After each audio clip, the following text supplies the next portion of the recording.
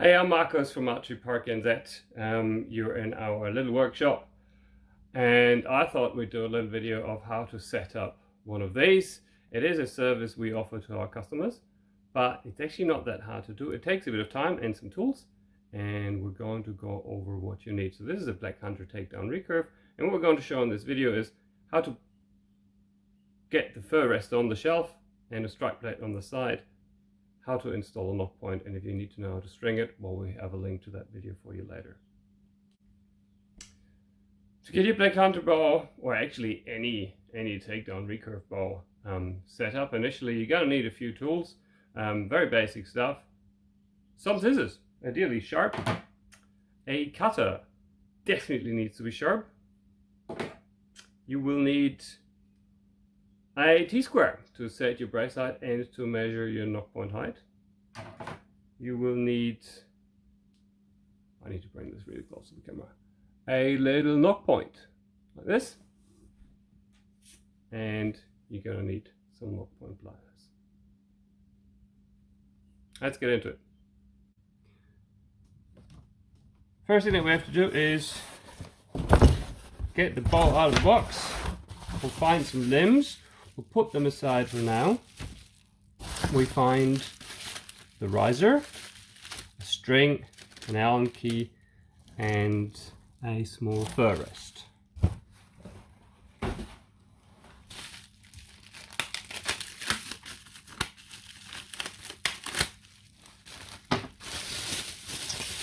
Let's unpack this.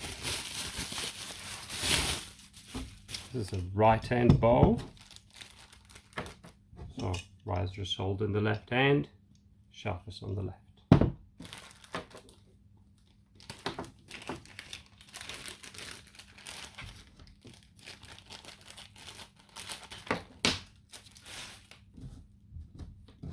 The very first thing that we're going to do is we are going to apply the little fur rest, which will reduce friction of your arrow when it leaves the bow, and it will prevent scratching your bow.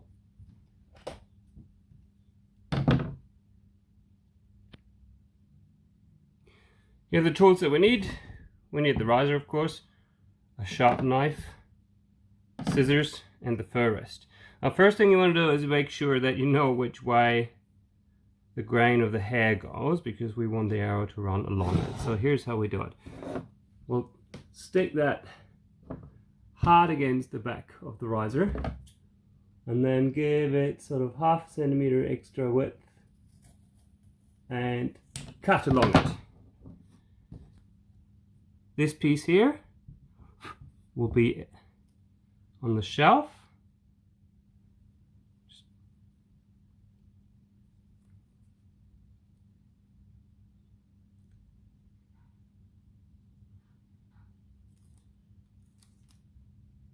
Final check for the fur. Place it so that it's evenly spaced on each side. Press it down and then pull it in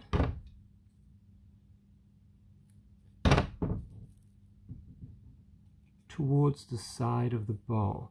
See, sort of it slightly curves, so just follows that radius here.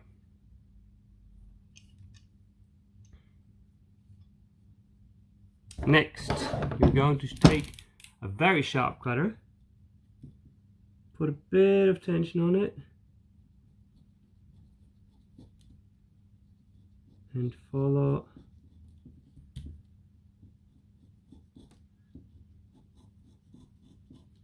right around the shape.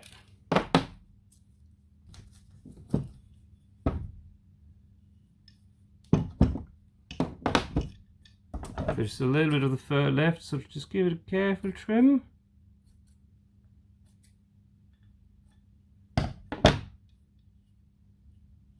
And now that bottom fur piece follows perfect the shape of the handle. The second one, the remaining longer bit, we cut into 1/3 and 2/3. The 1/3 you can sort of bin Make sure you understand in which way the fur goes, and then we just cut it into a half moon shape. That will be our strike plate.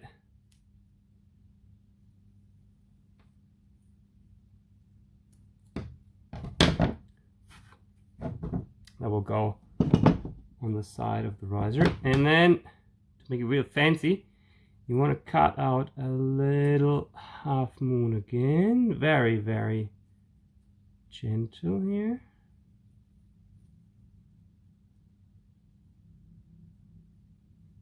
Because this is a double radius shelf, and we want to do our best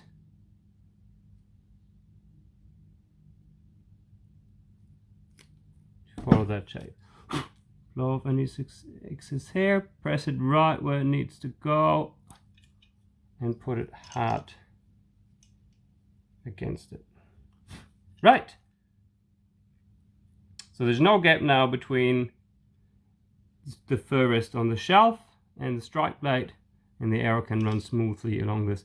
Now you do have to replace these occasionally, so you know, they wear out over time. If they wear out too fast, your knock point is probably too low.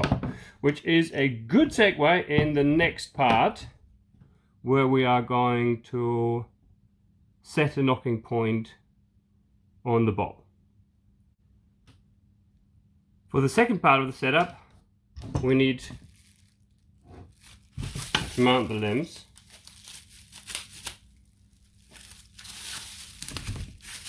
So we'll take them out of the packaging.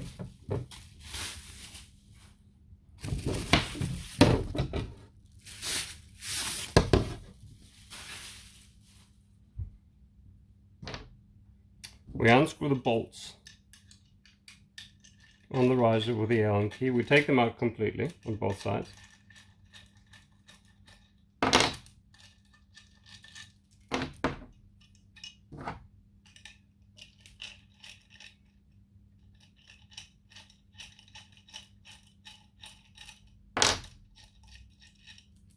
And then we see that we got a bolt hole and a pin.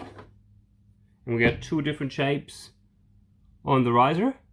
That one here is the bottom one, and that one here is the top one. Now this is the original model. There's now this ugly second version that they brought out, which is an alternative. We still get these for our customers, which has flat limbs, so make sure you know which limb is what. The bottom limb will always have the writing on it. Now if you have a close look on this one, we have the bolt hole, but there is a bit of well, actually I don't know what that is. It's like really nice soft fabric, and if you feel with your finger, you can actually feel where the hole is in the limb for the pin. So just line it up and sort of wiggle it, and then you can push it, and then you can push a hole into it. So there you go. So that's where it is now. So you put that on.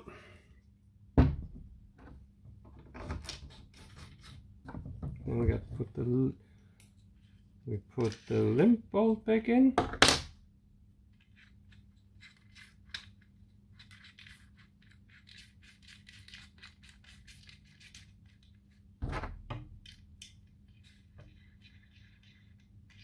When you feel it getting tight, just give it sort of a quarter or even only a third more. I'm going to do the same on the top. Feel where the pin needs to go. Line it up.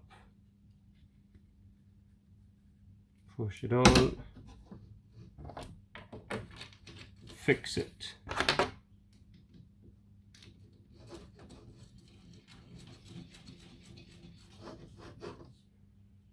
With the bolt. Now, just for you guys that are new, that here is the front of the bow and facing away from you. It's a recurve. We're going to put the string on this side of the bow, and then they curve around, hence the name recurve. If you make sure that the writing is at the bottom and facing you, you know you're doing it right. I'm going to string this bow up and I'm going to set it to the right brace height. If you don't know how to do this, we do have a video for this. I'm going to link it on the top right for you. The bow has been strung. It was set to 8-inch brace height, and then it was allowed to rest for half an hour because strings just stretch enormously at the start, especially more basic strings like the ones that come with the Black Hunter out of the box. We're going to take our T-square, we're going to clip it onto the string, and then we're going to slide it down so that this part here sits on the shelf just like how your arrow would sit. Don't press it in there, just against it.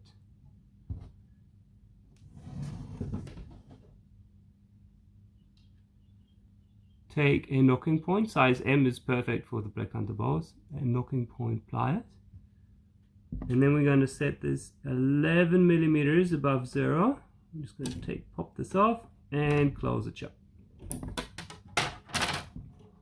And then to round it off, we just turn the knocking point sideways and just give it another squeeze, especially on the edges. And there you have it.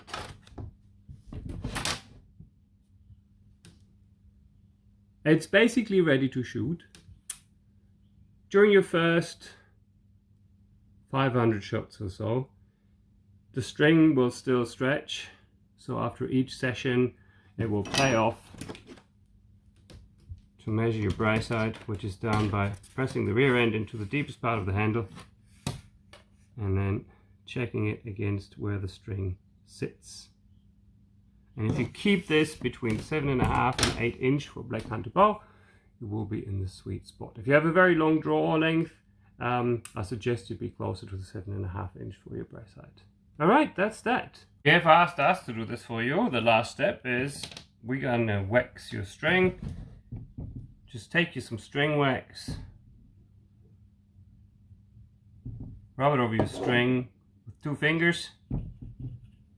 Slide up and down the string, which the friction will create some warmth, which will help the wax to melt, and it's going to soak into your string. This will keep the individual strands that the string is made of together. It will ensure that your string lasts longer because the wax is basically lubrication. Every time you pull your bow, there's lots of strands moving and working, which creates heat, and the wax will melt and will just act like some form of oil in your engine between everything and all the parts that move, which will protect your string from fraying, at least for longer than if you were shooting a dry string. Go a little bit over the serving, not too much, you don't want it to be too sticky. However, the servings do a lot of work as well. And then that's it. Now we're going to take the bow apart, pack it in its box, and send it to its new owner. All right, thanks for watching.